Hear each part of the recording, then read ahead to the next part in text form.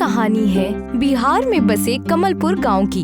श्रद्धा और संस्कृति से भरपूर इस गांव में मांसाहार खाने पर सख्त मनाही थी। दरअसल 2 साल पहले इस गांव में बड़ा हादसा हुआ था। गांव में रहने वाला किशन, उसका अपना खाने का ठेला था, जहां के ऑमलेट खाकर अचानक 50 से ज्यादा लोग बीमार पड़ गए।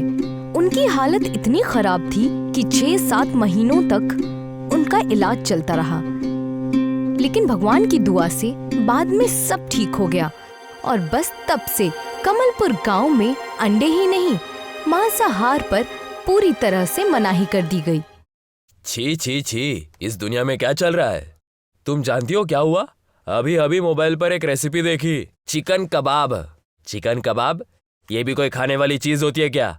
देखने से ही पूरा मन खराब हो गया। क्या हुआ जी? अब क्यों अपना गुस्सा उस पर निकाल रहे हैं? चलिए एक काम कीजिए, मोबाइल मुझे दीजिए, मैं रख देती हूँ। तो कुछ ऐसी थी कमलपुर गांव के लोगों की आदतें। लेकिन वो कहते हैं ना, बदलाव ही जिंदगी का इकलौता स्थायी कायदा है। तो अब कमलपुर के बदलने की बारी आ चुकी थी और इसकी शुरुआत हुई गांव में आए एक नए सदस्य से, जो कि एक वैज्ञानिक थे। बहुत अच्छी सफाई की है तुमने रामू। जी शुक्रिया। अच्छा चलो चलो, अब जल्दी से दुकान से मेरे लिए 4 अंडे ले आओ और मुझे अच्छे खासे ऑमलेट बना कर दो। क्या मैं आपके लिए अंडे लेकर आऊं और आपके लिए ऑमलेट बनाऊं? हाँ हाँ बिल्कुल, इसमें हैरान होने वाली क्या बात है?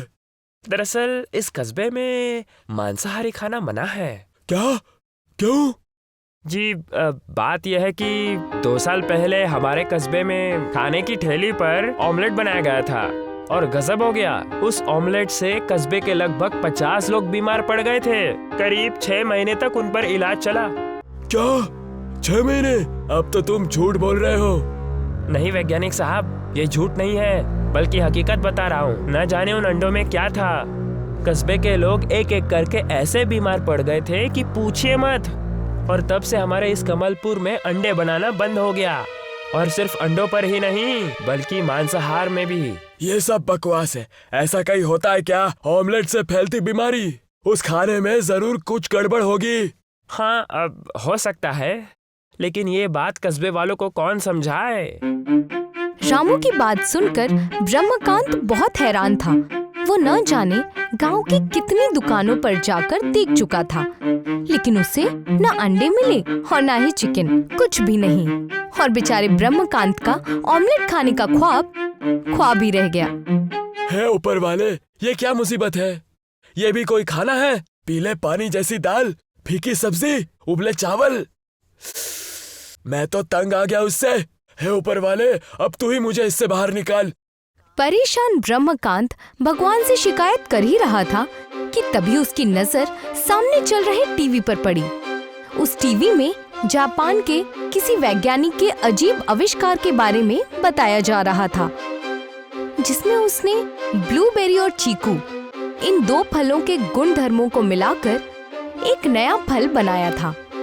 अरे वाह, ये तो बड़ी ही मजेदार चीज है। क्यों ना मैं भी ऐसे ही कोई अनोखा आविष्कार करूं? टीवी पर देखे गए आविष्कार से ब्रह्मकांत बहुत खुश हुआ था। उसने सोचा कि क्यों ना मैं भी कुछ ऐसा करूं जिससे मुझे ऑमलेट भी मिल जाए और किसी को इसकी कानों कान खबर तक ना हो। अगले दिन ब्रह्मकांत सुबह सुबह पास के पड़ोसी गांव में चला गया। वहां से वो अंडों की पोटली चुपचाप अपने घर लेकर आया और साथ ही कुछ नारियल भी साथ में ले आया। चलो, आखिरकार सारा सामान ले लिया।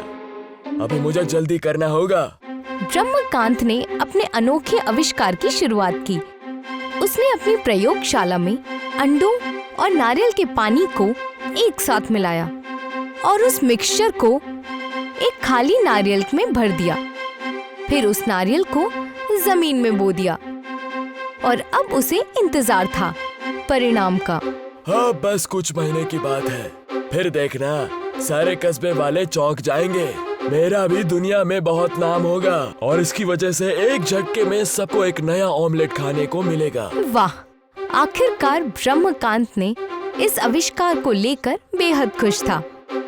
उसे कहीं न कहीं पूरा यकीन था कि ये अनोखा प्रयोग कामयाब होने ही वाला है। दिन ब दिन बीतते गए, नारियल का दरख्त बढ़ता गया और साथ ही ब्रह्मकांत की उम्मीदें भी। गांव में धीरे धीरे फुसफुसाहटें और अफवाहें भी फैलने लगी। कहो रामू, कैसे हो? अब क्या कहे किशन भैया, सब ठीक ही है। खेतीबाड़ी अच्छे से चल रही है। साथ ही जो नए साइंटिस्ट आए हैं ना, उनका घर संभालने का काम हाथ में लिया है। बस उनके सहारे से सब चल रहा है। चलो, ये तो बेहतर बात है। इससे तो तुम्हारी आमदनी भी दुगनी हो गई। हाँ, कह सकते हो। वैसे एक बात कहनी थी तुमसे। हाँ, पूछो। सुना है तुम्हारे वैज्ञानिक साहब बहुत बड़ा आविष्कार कर रहे हैं। अब क्या बताओ तुम्हें, कुछ कर तो रहे हैं और दिन भर इस प्रयोगशाला में पड़े रहते हैं और कभी बगीचे में घूमते रहते हैं। कुछ तो चल रहा है उनके दिमाग में, लेकिन मुझे तो कुछ पल्ले ही नहीं पड़ता। पढ़े लिखे लोग और उनके गजब के चौचले। सही कहा तुमने। ब्रह्मकांत के आविष्कार की बातें बहुत होने लगी थीं, लेकिन उन बातों में तारीफें कम और ब्रह्मकांत के अक्ल पर सवाल ज्यादा उठाए जा रहे थे। और ऐसा हो भी क्यों ना? ऑमलेट खाने के लिए नारियल का दरख्त कौन बोता है भला? आखिर बेहद इंतजार के बाद ब्रह्मकांत के आविष्कारिक नारियल के दरख्त पर नए नारियल दिखाई देने लगे। यस यस यस, मैंने कर दिखाया।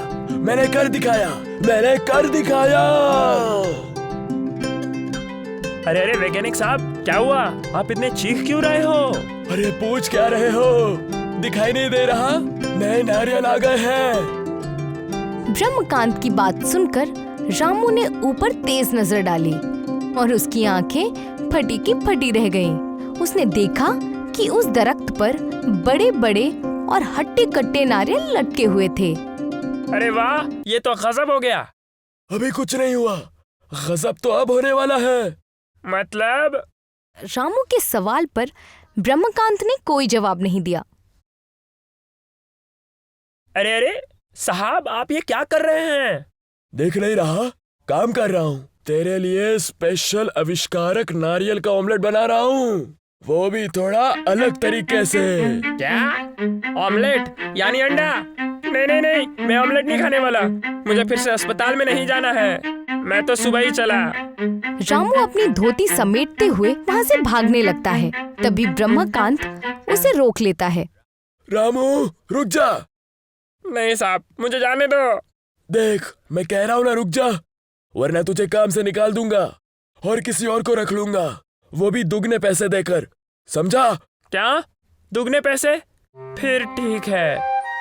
पैसे की बात सुनकर रामू रुक तो गया, लेकिन अंदर से उसका मन अब भी कांप रहा था। उसने देखा कि ब्रह्मकांत ने उस नारियल को तोड़ा और उसमें अंडे की तरह फेंटना शुरू कर दिया, जिससे सफेद पानी निकला, वो भी ढेर सारा। अरे वाह, देखने में तो ठीक ही लग रहा है। अरे तुम खा के तो देखो, खाने में भी लजीज होगा। नारियल के पानी में ब्रह्मकांत ने हल्दी, नमक, मसाले, मिर्च के साथ कुछ फल भी मिलाए, जैसे कि आम के टुकड़े, चीकू, अंगूर, टूटी फ्रूटी वगैरह। फिर उस मिक्सचर को बड़े और चौड़े तवे पर तेल डालकर सेकना शुरू कर दिया। उसे देखकर ब्रह्मकांत और रामू दोनों चौंक गए। अरे ये तो सोचा था उससे भी दराज कद है। नारियल, मिर्च, मसाले और फलों के मिक्सचर से बना ये आविष्कारिक ऑमलेट तवे पर फैल गया और अमूमन ऑमलेट से काफी भरा हुआ और फुला हुआ था। बढ़िया, आखिर बन ही गया। चलो अब इसे मिलकर खत्म करते हैं। ब्रह्मकांत की बात सुनकर रामू ने डर डर कर एक निवाला लिया और वो मंत्रमुग्ध हो गया। उसे वो ऑमलेट बड़ा ही चटपटा और मसालेदार लगा। साथ ही फलों का स्वाद उसमें एक अलग ही मिठास डाल रहा था। उसे खुशी हुई कि ये ऑमलेट बाकी ऑमलेट जैसा नहीं लग रहा। उसे इससे कुछ नहीं हुआ। वाह वाह, क्या बात है साहब, ये तो बड़ा ही गजब ऑमलेट है। मुझे कुछ नहीं हुआ, कुछ भी नहीं हुआ। देखा, मैंने कहा था ना कुछ नहीं होगा। तुम खामखा डर रहे थे। अब चलो जल्दी से मेरे इस फ्रूटी ऑमलेट को खत्म करो। क्या बात है, फ्रूटी ऑमलेट, ये तो सही है। ब्रह्मकांत की बातों से रामू खुश हो गया और साथ ही ब्रह्मकांत के इस कामयाब आविष्कार की चर्चा चारों ओर फैल गई। कमलपुर गांव में फिर से ऑमलेट और चिकन बनने लगे और इस नए प्रयोग के लिए ब्रह्मकांत का सम्मान भी किया गया।